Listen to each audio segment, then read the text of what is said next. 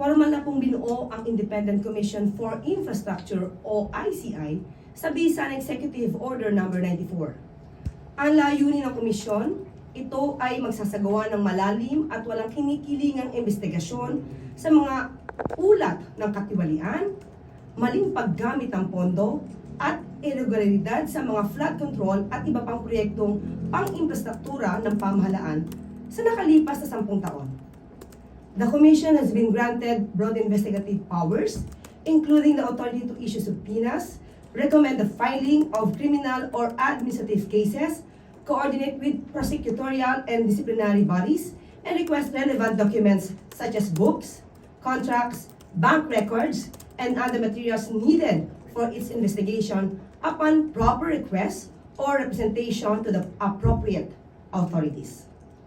To lead this task, the President has appointed individuals of proven competence, integrity, and deep familiarity with infrastructure, finance, and institutional reform.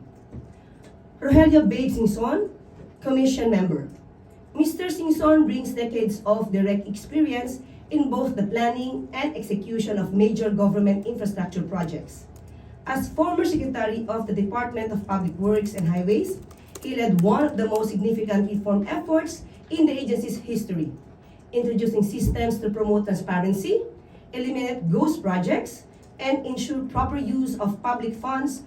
He also served as head of the Bases Conversion and Development Authority, where he managed large-scale land and infrastructure development. His technical understanding of how projects are designed, procured, and implemented will be essential to this Commission's work. Rosana A. Fajardo, Commission Member. Ms. Fajardo is a certified public accountant and currently the country managing partner of SGB & Company, the Philippines' largest professional services firm. She has over 3 decades of experience in auditing, internal controls, and risk management, especially in identifying weaknesses in financial systems and operational processes. She has worked across both public and private sectors to help organizations defect fraud, strengthen governance, and build more accountable institutions. Her technical insight and financial acumen are critical in following the trail of public funds and determining where leakages and irregularities may have occurred. Mayor Benji Magalong, a special advisor and who will act as investigator for the ICI. Mayor Magalong is a career law enforcement officer who served as Deputy Director General of the Philippine National Police and as former Director of Criminal Investigation and Detection Group, or CIDG. He handled sensitive, high-impact investigations and helped lead institutional reforms in law enforcement through intelligence-driven forensic-based approaches.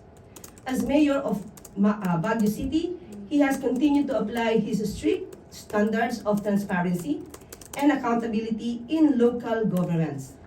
His experience in leading difficult investigations, uncovering internal wrongdoing, and enforcing compliance makes him a strong asset to this commission. The announcement of the chairperson of the commission will be made by the President in the coming days. Voluntaryo ang pagtanggap nila sa tungkulin na ito. Hindi sila hinihirang para ipagtanggol ang sistema kundi para harapin ito. Bawat isa sa kanila ay may mahabang karanasan sa pagtukoy ng mga problema sa loob ng mga institusyon at sa pagpapatupad ng mga reforma sa malalaking organisasyon.